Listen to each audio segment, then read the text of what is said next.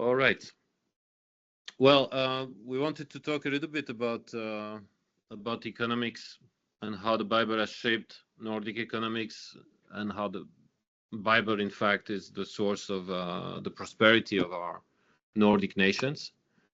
And in fact, I wrote down whatever I wanted to talk about, and then at the end of it, I realized that I had just the nutshell that came at the end after I finished writing, and I thought that's exactly what I should say, is that basically the bottom line of it all is that whatever God we worship, it's that God that will define sin for you. So that everyone worships. There's no, atheists worship a God, whatever it is.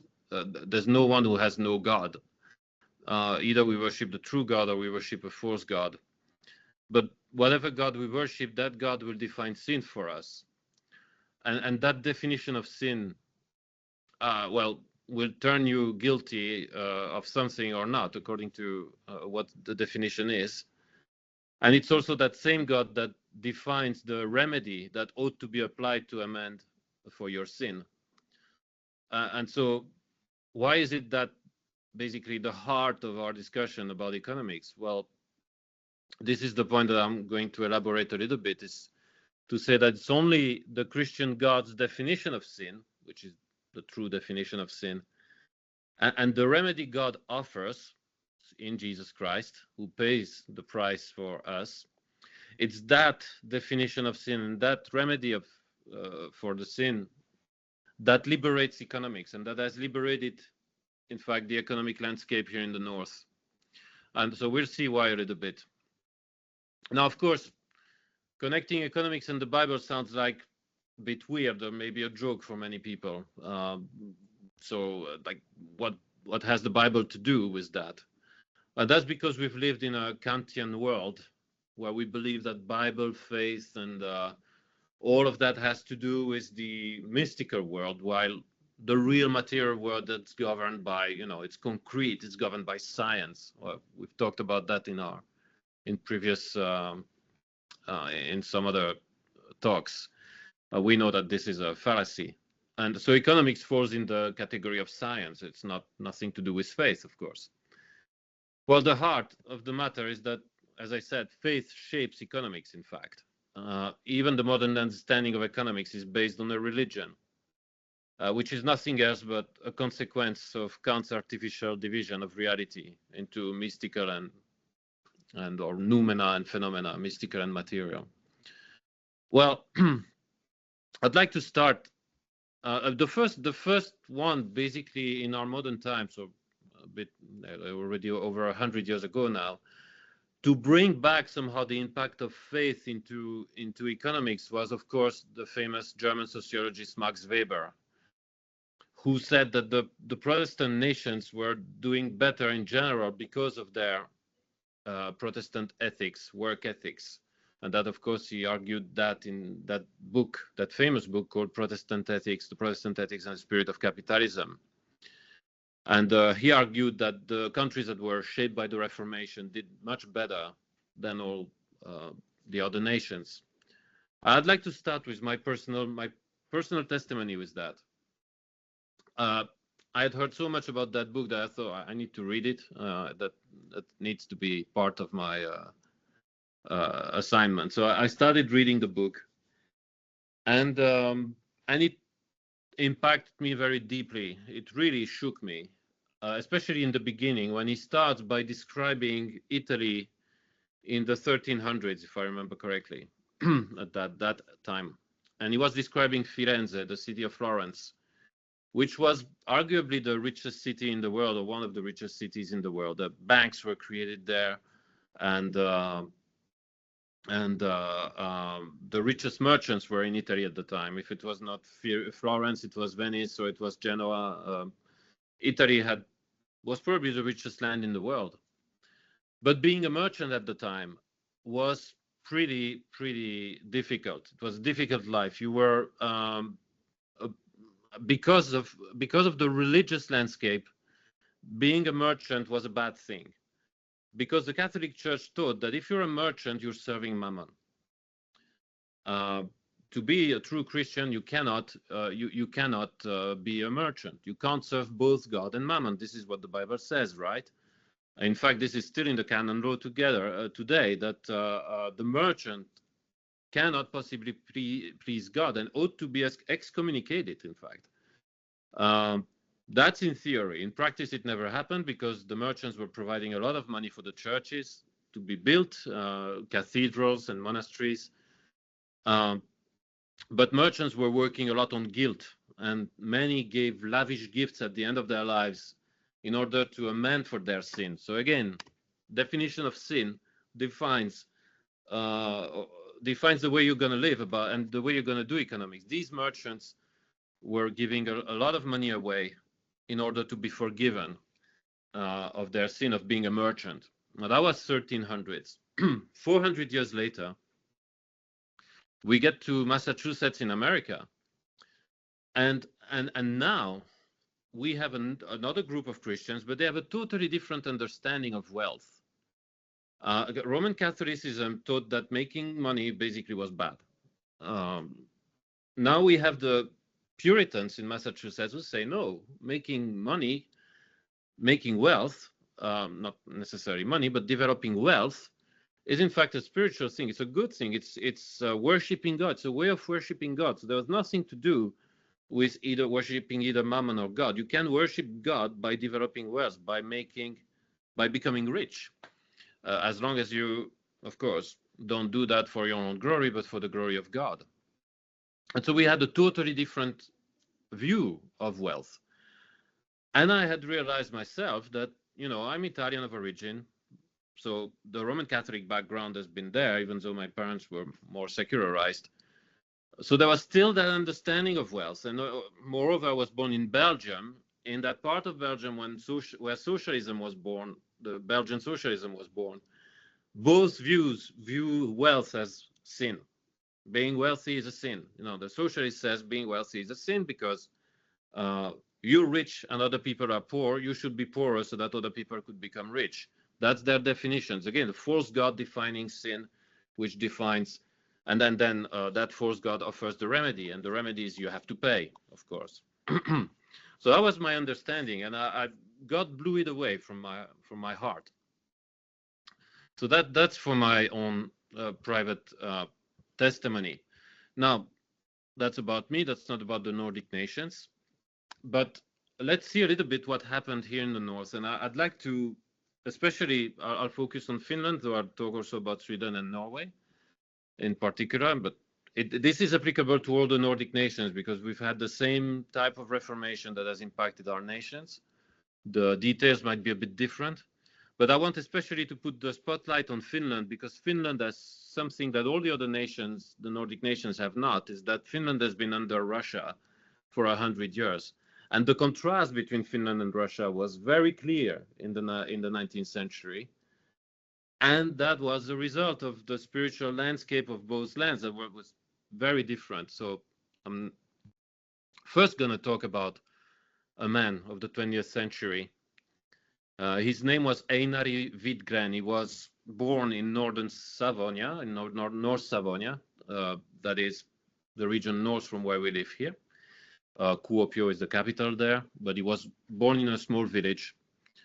And just at the end of the war, during the war he was born, but he was 2 years old when the war ended, so he's never known the war. He died about 10 years ago, so he's lived all his life without knowing any war. But at the age of 14, he went to work in a forestry company, and he started cutting trees with a square saw by hand, which was the way you cut trees at the time. That was a hard work, but after 10 years, that man found one answer for the two basic questions that any business asks himself. Basically, the first is, how can I make the work easier? And the second, can I increase even the production by making the work easier? If you find an answer to that question, you become a billionaire. That's what happened to him. He invented a machine, and that machine he named it Ponce. Now, Ponce is the world #1 forestry company, builds machines, and it has revolutionized forestry all around the world. The production is increased. Woodcutters nowadays are not as exhausted as they used to be. They do it automatically thanks to the machines. They don't have to cut it by hand anymore. So it's really revolutionized the forestry worldwide, because this is selling worldwide now. And so for a nation like Finland, and it's the same for Sweden, Norway, these are big exporters of wood. There's a lot of forest here in Finland. Over 70% of exports, I think, is wood or derivatives of wood. So I might be too high. I don't remember the exact percentage, but it's over 50% for sure. Well, why do I talk about this man? I've looked even into his biography. Nothing seems to suggest that he was Christian or remotely Christian. But he was born in 20th century Finland. And he was born in a Finland where, in fact, Christianity had shaped Finland for at least about a millennium, or a bit less than a millennium. His mother was a Christian, so he grew up in the Christian faith nonetheless. But nothing seems to suggest that he was a private believer himself. Now, one thing I can say is that even though I don't know if he was a private believer in Jesus, I know what he did not believe in, for sure. If he had been born a millennium earlier, this Einar Vidgren, would he have been able to become what he became in the 20th century? Now, of course, you'd say, well, no, of course, because technology was not as developed at the time as it was in the 20th century, so he could not build this machine, of course. Yeah, that sounds evident, but it's still just a secondary answer. It just doesn't tell us why did not technology develop as much then than it did develop in the 20th century. It still doesn't give the real answer to the question. The fact is that, let's imagine a little bit what would have happened to him if he had been born in the year 1000 or even before. That is when Finland was still predominantly pagan. At the time, the Finnish people worshipped all kinds of gods. There was the god of thunder, the god of water, whatever, and there was the god of the forest, who was Tapio. And so his mother would have told him, well, if you want to cut trees, you'd rather make sure that you don't make the god of the forest Tapio angry. Now, we don't know his word, but the shamans know how to communicate with him. So how about you should go to the shaman of the village before you start cutting a tree, because if you cut the wrong trees and if you do it the wrong way, then the god will be angry with us. Maybe he will call his friend Ukko, the god of thunder, and he will send his thunder to the village and destroy the village. So first go to the shaman and ask the shaman to communicate with the god and find out how you ought to do things. So he goes to the shaman, has to pay the shaman, of course, and the shaman communicates with the gods, and then goes back and tell him, well, you have to offer in sacrifice one of the animals of your cattle, and then you can use that plot of land, but don't touch that tree and that tree. So that was a bit, it's a caricature that I'm building, of course, but paganism really created a totally different society. In the 20th century, Einar Vidgren, when he cut the trees, never thought about, well, which tree should I cut? Is that tree sacred? Is that not? And will Tapio, the god of the forest, be angry? And that's because Christianity had wiped out all these false gods. And imagine a bit the amount of money that would have been used just to know which tree he could cut because of false beliefs. False beliefs, or belief in a false god, defines sin in a different way, and you have to pay for the remedy for the sin. That's exactly what happened there in pagan Finland. All religions do that. Define sin and tells you what is the remedy of the sin, and then, well, you have to provide for the remedy of more often than, I mean, most all religions are like that except Christianity. So Christianity brought a totally different picture. And I'll go very quickly, but in Finland, in fact, the first people who became Christians were very, very likely merchants. The oldest ruin of a church in Finland was in fact a chapel owned by a merchant near Turku. And that's because the merchants, especially those who dealt internationally, communicated with other merchants who had already been converted.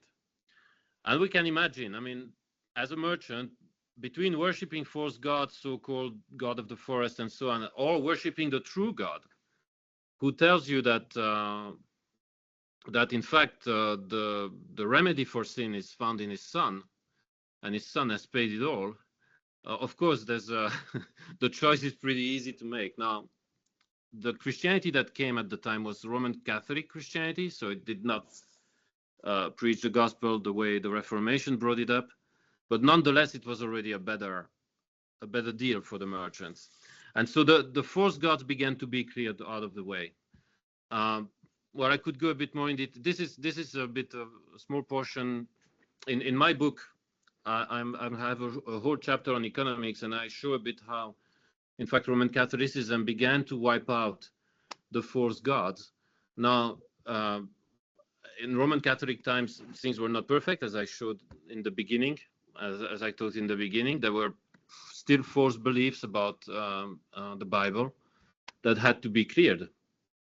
And that thankfully came through the Reformation that brought back the Bible at the center of all spheres of life. And in Finland in particular, the way the Bible has influenced economics is seen through a man named Anders Chydenius. Chydenius was a pastor in Western Finland, in Ostrobotnia. And he was, in fact, the first to argue for what we would call today freedom of trade, or, basically capitalism. Because he saw in his time that the poor people, the producers, remained poor. And that was not because he did not look into Karl Marx, well, of course he came before Karl Marx, so he could have not. But he didn't have Karl Marx as his model.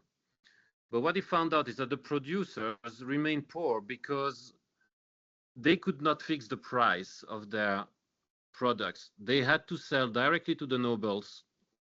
And if they wanted to sell abroad, they had to sell to the nobles in Stockholm. And it was the nobles in Stockholm who fixed the price themselves, and they would sell then the products abroad at another price. And obviously, the margin would go to the nobles. And that kept the poor producers that were not nobles into a state of chronic poverty. And for him, that was not acceptable. He was a Lutheran pastor, but he was also involved in politics. And so he started writing pamphlets. That was before Adam Smith, actually, but he developed the same ideas, in which he said that basically there should be freedom of trade. These barriers set by the nobles should be removed. There should not be any privilege. People ought to be able to fix their own price and then let competition do the work. Let free trade do the work. Well, he obtained a lot of good things to allow these poor producers now to actually set the price for themselves. He obtained the navigational rights for the harbors in Western Finland. That meant that they could sell directly abroad. And that basically liberated Finnish economics, and the poor producers could get out of poverty now. Well, that is because that man, why was it that we had to wait for a Lutheran pastor to be able to do that? That's because the Bible, he was educated in Luther's catechism. And Luther's larger catechism, if you read his exposition of the commandment, thou shalt not steal, well, you can find out why he understood very quickly that there was a situation of thefts going on by the nobles. And so he applied the Bible. He applied the Bible in society. And he understood that, again, the Christian God is the God who defines what is sin and what is not. And he knew that the remedy was in Christ available, that Christ paid for the sins. And but that he also knew the God's order, how to apply God's standards in society. And that, in fact, has liberated not just Finland, but Sweden as well, because at the time, Finland was part of Sweden. Now, I just shortly want to mention a counterexample that proves the point that that faith, and in particular here in Finland and Sweden, the Reformation, and the same for Denmark and Norway. We can talk about Hans Nielsen Hage in Norway or Louis de Geer in Sweden, and there's been also, so I've done a bit less research on that yet, but some Huguenots who ended up also in Denmark. They began to apply the biblical principles. Well, because of the Reformation, thanks to the Reformation, they were now empowered with the biblical standards also to apply to the field of economics, and that has transformed the Nordic nations. I've taken the case of Finland in particular here. Now, why is Finland so important to look at? Because Finland ended up in Russia in the 19th century under Russia, but it was a different land. Russia could not assimilate Finland at all, and economically it would have been impossible. The Finns had been liberated thanks to people like Anders Chydenius and others. But there's never been any Anders Chydenius in Russia because Russia didn't have the Reformation.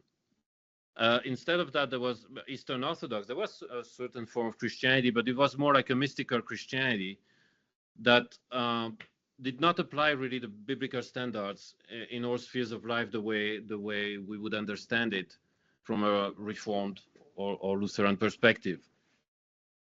And so in Russia, what happened is that since there had not been anyone to fight for the freedom of trade that poor producers could then get out from poverty by fixing their own price and beginning to go upward, instead of that, the government in Russia was, well, like it was initially in Sweden, that is, it was defending the nobles in the first place. But there was no one to fight, as I said, to abolish the privileges. And so politics were always going in the direction of defending the nobles in Russia. In particular, political decisions made by Boris Godunov in the 1500s or Peter the Great in the 1600s turned those who were working in big domains into a state of slavery out of which it was impossible to get out. So we can even understand why actually the appeals of Lenin found much echo in Russia, because in fact there was a class of society that remained chronically poor and people started resenting that. That did not happen in Finland, though there was a movement, a socialist movement also, that caused even a civil war. But ultimately, Finland was not taken in the Eastern Bloc because Finland had been shaped by the Reformation where Russia hadn't. And so there was not that moral or, that strength that could come from that spiritual strength that had renewed Finland through the numerous revivals, notably. That strength did not exist in Russia. And so Finland could not be assimilated to the Russian order. I'll just give a few final words. I said that let's return to Einari Widgren, that founder of Ponsse company. In the 1960s, he was able to get out from school at 14 years old and work already. Today, he would not be able to do so because, in fact, school is compulsory until 18 years old. And because the vast majority of schools are state-controlled, he would not necessarily learn the biblical principles anymore. And so we would wonder, would he be able to build a similar company at the age of 25 as he did at the time? Well, if we look at the textbooks that are offered to our kids today in state schools, he would have basically learned to worship another god again. That God would have told him that he's guilty because he is rich and there are poor people. So he needs to give 50% of his income so that the poor people can be fed. So that's the sacrifice to pay. But maybe he would have also learned from another God that his machines would really destroy the environment and cause global warming. And so he should also pay for that. And so here you see again the old sacrifices, the old pagan sacrifices are being reintroduced through the new gods that are being worshipped, whether being the god of socialism, the god of environmentalism. And that's why we need a new Reformation today. We need to teach the word of God in its purity again and show its implication in every sphere of life. Instead of teaching children, and I'm not making this up, it's really in our textbooks here in Finland, that children are taught to eat insects because meat, in fact, provokes global warming also. So you should not eat meat, but you should eat insects. We should teach the biblical principles, what God gave, that we are allowed to eat. There's no problem to eat meat. There's no problem to cut trees. Of course, the Bible talks about not cutting fruit trees because these feed people, especially in war context. That was not allowed if you read that in the law of God. But it's not a sin to cut trees. It's not a sin to become wealthy. Paul warned against the false doctrines of don't taste, don't touch. Well, this is exactly what's going on. Because we've turned away from God, other doctrines are now being reintroduced from the back doors, and false gods are being reintroduced from the back door, even though they are not presented as gods. They're presented as, well, it's common sense, but in fact, it's a new way to interpret reality other than God's way. And as I said in the beginning, only Christianity liberates economics. Whatever else we introduce instead of Christianity will enslave us again. And our Nordic nations today are being enslaved because we have rejected God, and instead of that, we have adopted socialism and even making socialism as a Christian thing. It's Christian to be socialist for some. Well, no, it isn't. A nation where the biblical principles are being upheld is a nation that will prosper.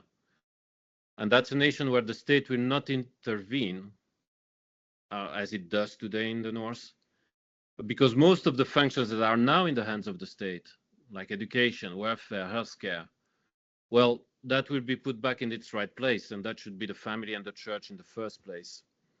And that, of course, is a bridge to the theme of our annual meeting that we're going to have at the end of April in this year, of course, 2026. But so at this stage, that what we want to call for is a return to the biblical principles that direct economics, a return to God, indeed. That's what our nations need. Well, thank you.